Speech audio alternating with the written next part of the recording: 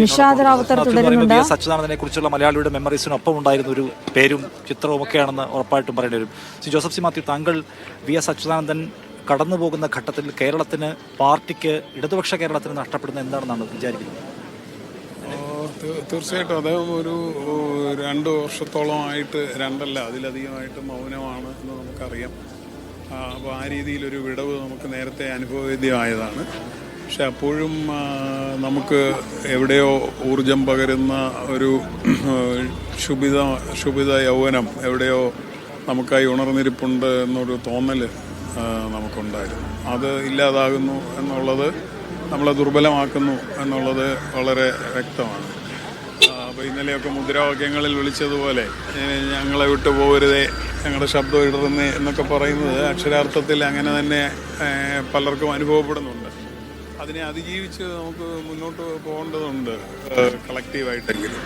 അപ്പോൾ അദ്ദേഹം നമ്മളോട് പറഞ്ഞതും അതുതന്നെയാണ്. അങ്ങനെ വ്യക്തി കേന്ദ്രീകൃതമായിട്ടോ ഒന്നുമല്ല, ഇതൊരു ഇഷ്യൂ ബേസ്ഡ് ആയിട്ട് മുന്നോട്ട് കൊണ്ടുപോകേണ്ട കേരളത്തിൻ്റെ വികസനത്തിന് ആവശ്യമായിട്ടുള്ള ഒരു രാഷ്ട്രീയ നിലപാടാണ് അദ്ദേഹം വെച്ചത്. അത് കളക്റ്റീവായിട്ട് മുന്നോട്ട് കൊണ്ടുപോകുക എന്നുള്ളതാണ് നമ്മൾ ചെയ്യേണ്ടത്. അതാണ് എനിക്ക് VS അച്യുതാനന്ദനെ കുറിച്ച് ആൾക്കാർ പറയുമ്പോൾ ഒരു പ്രധാനപ്പെട്ട കാര്യമുള്ളത്, VS അച്യുതാനന്ദനെ സൃഷ്ടിച്ച ഒരു പ്രവർത്തന സംസ്കാരത്തിന്റെ തുടർച്ചയുണ്ടെങ്കിൽ ഒരേ ഒരു VS എന്ന വാക്കിന് പോലും പ്രസക്തിയില്ല. സത്യത്തിൽ VS ഉണ്ടാക്കിയ ഒരു സംഗതി VS ആയി അവസാനിപ്പിച്ച് പോവുകയാണ്. അതിനൊരു തുടർച്ച ഉണ്ടാവുന്നില്ല, ആ സംസ്കാരം ഏറ്റെടുക്കുന്നില്ല എന്ന് പറയുന്ന ഒരു നിരാശ പൊതുവെ ലെഫ്റ്റിനുണ്ടോ?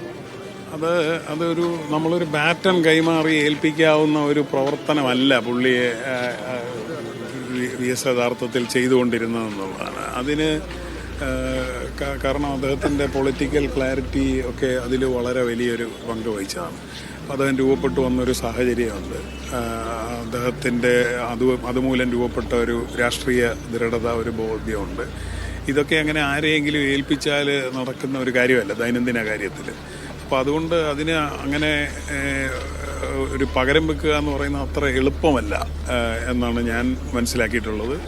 10-25 വർഷം അടുത്ത് നിന്ന് കാണുമ്പോൾ നമുക്ക് വളരെ അത്ഭുതം തോന്നുന്ന രീതിയിൽ അദ്ദേഹത്തിന് തീരുമാനമെടുക്കാനുള്ള ശേഷി, അതെല്ലാം അദ്ദേഹത്തിൻ്റെ ഒരു വിദ്യാഭ്യാസം കൊണ്ടാണ്. ആ വിദ്യാഭ്യാസം എന്ന് പറയുന്നത് നമുക്കറിയാം അക്കാഡമിക് വിദ്യാഭ്യാസമല്ല, ഈ ജനങ്ങൾ എന്നുള്ള സർവകലാശാലയിൽ നിന്ന് രൂപപ്പെട്ടതാണ്.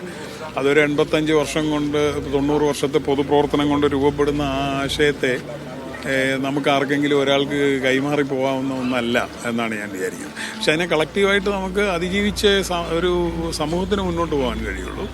അവിടെ അദ്ദേഹം എങ്ങനെയാണ് പ്രവർത്തിച്ചത് എന്നുള്ളത് ഒരു പാഠപുസ്തകമായി ഇരിക്കേണ്ടതുണ്ട് എന്നാണ് എനിക്ക്. അതിനൊപ്പം തന്നെ എനിക്ക് സാറിനോട്, സാർ പലപ്പോഴും പറഞ്ഞിട്ടുണ്ട്, ഈ VS 80 വയസ്സ് കഴിഞ്ഞിട്ടാണല്ലോ മുഖ്യമന്ത്രിയാവുന്നത്. അപ്പോൾ IT ഉപദേഷ്ടാവായിരുന്നു അദ്ദേഹം. IT-യുമായി ബന്ധപ്പെട്ട കാര്യങ്ങൾ സംസാരിക്കുമ്പോൾ VS ഇതിനെ കുറിച്ച് കൂടുതൽ പഠിക്കുകയും കൂടുതൽ ചോദിച്ചറിയുകയൊക്കെ ചെയ്തിട്ടുണ്ടല്ലേ? തീർച്ചയായിട്ടും. ഞങ്ങൾ സ്വതന്ത്ര സോഫ്റ്റ്വെയറിനെ കുറിച്ച് സംസാരിക്കാൻ വേണ്ടി അദ്ദേഹത്തെ ചെന്ന് കാണുമ്പോൾ അദ്ദേഹം ഞങ്ങൾ പല അക്കാഡമിക്കലി ക്വാളിഫൈഡ് പുതിയ കാലഘട്ടത്തിൽ കേരളത്തെ മുന്നോട്ട് കൊണ്ടുപോകാൻ കഴിയുമെന്ന് വിചാരിക്കുന്ന പലരോട് സംസാരിച്ച ശേഷമാണത്.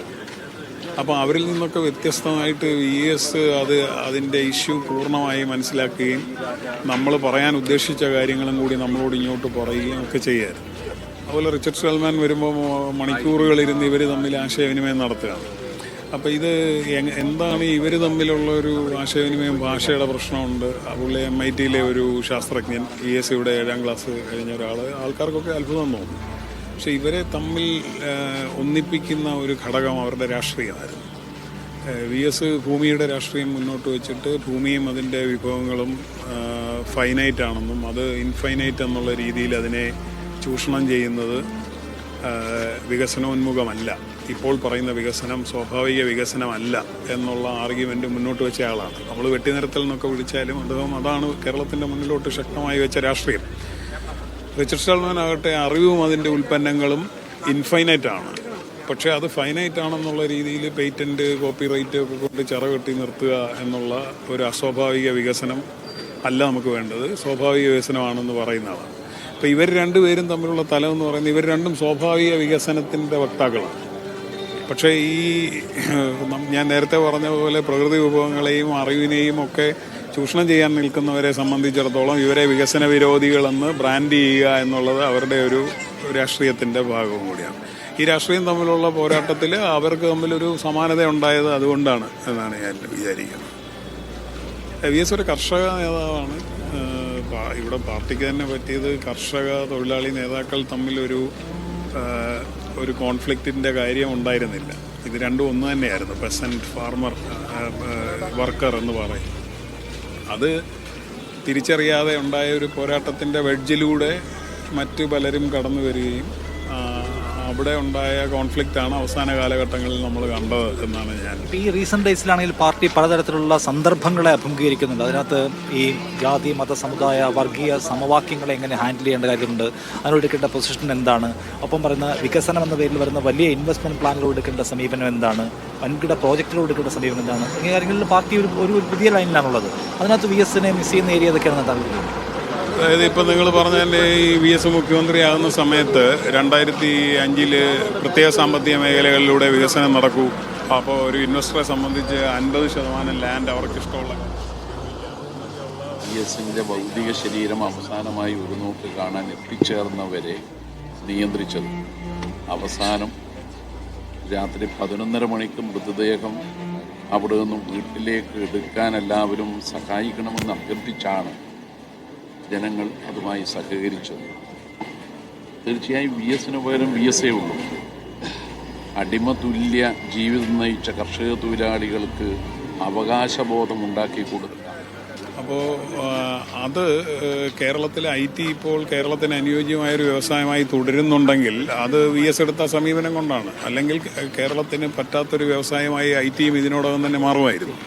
ഇനിയും ഈ ജെന്യുവിൻ ഇൻവെസ്റ്റേഴ്സിന് വേണ്ടത് എന്താണെന്നുള്ളത് വി എസിൻ്റെ 2006 IT എക്സ്പോർട്ടും 2011 IT എക്സ്പോർട്ടും നോക്കിയാൽ മതി. നിങ്ങൾ ഇപ്പോൾ വരുന്ന എല്ലാ IT വികസനം നടക്കുന്ന സ്ഥലങ്ങളുടെയും ഫൗണ്ടേഷൻ സ്റ്റോണിലുള്ളത് വി എസ് അച്യുതാനന്ദൻ്റെ പേരാണ്.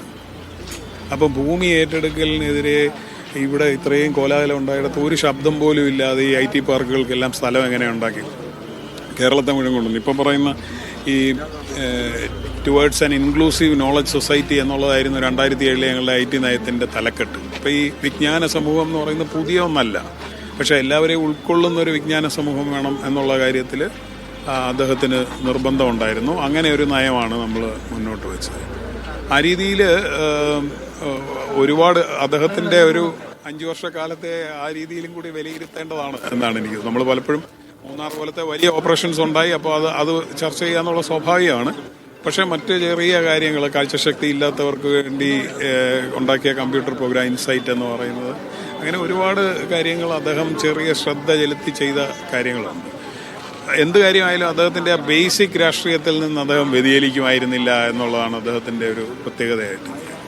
പുതിയ കേരളത്തിന്റെ സൃഷ്ടിയിൽ വി എസ് അച്യുതാനന്ദൻ അടുക്കി വെച്ച കല്ലുകൾ നമ്മൾ ഓർത്തു പോകേണ്ടതുണ്ട്. അത് എല്ലാ മേഖലയിലും ഉണ്ടായിരുന്നു എന്ന കാര്യം അദ്ദേഹം IT ഉപദേഷ്ടാവായിരുന്നു V S Achuthanandan. Joseph C Mathew നമുക്കറിയാം, അദ്ദേഹം ഓർമ്മിക്കുകയാണ്.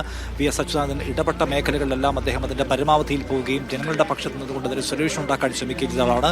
ഒപ്പം ഒരു 7ാം ക്ലാസ്സുകാരൻ നിലയ്ക്ക് പരിമിതപ്പെടുകയായിരുന്നില്ല, മറിച്ച് ആധുനികമായ സകല സംഗതികളെക്കുറിച്ച് പഠിക്കാൻ അദ്ദേഹത്തിനുണ്ടായിരുന്ന താല്പര്യവും അതിന് പരിഹാരം ഉണ്ടാക്കാൻ അദ്ദേഹം കാണിച്ച താല്പര്യത്തെക്കുറിച്ചൊക്കെയാണ് ജോസഫ് സി മാത്യു ഇപ്പോൾ നമ്മളോട് സംസാരിച്ചത്. അങ്ങനെ സമൂഹത്തിൻ്റെ വിവിധ തുറകളിൽ നിന്നുള്ള ആളുകൾ, അദ്ദേഹത്തിനൊപ്പം ഉണ്ടായിരുന്ന ആളുകൾ, അദ്ദേഹത്തിൻ്റെ ഒപ്പം ഉണ്ടായിരുന്നതിൻ്റെ പേരിൽ നടപടി നേരിട്ട ആളുകൾ, അപ്പോൾ അങ്ങനെ ഒരുപാട് പേരെ നമ്മളിവിടെ കാണുന്നുണ്ട്. CPIM-മായി ബന്ധപ്പെട്ട പ്രധാനപ്പെട്ട ആളുകൾ, മന്ത്രിമാരെല്ലാവരും ഇവിടെ എത്തിക്കഴിഞ്ഞിട്ടുണ്ട്. ഇപ്പോഴും 100 കണക്കിന് ആളുകൾ ദർബാർ ഹാളിനകത്തേക്ക് കടന്നു പോയിക്കൊണ്ടേയിരിക്കുകയാണ് അദ്ദേഹത്തെ അവസാനമായി ഒരു നോക്ക് കാണുന്നതിന് വേണ്ടി. ജിൽസി.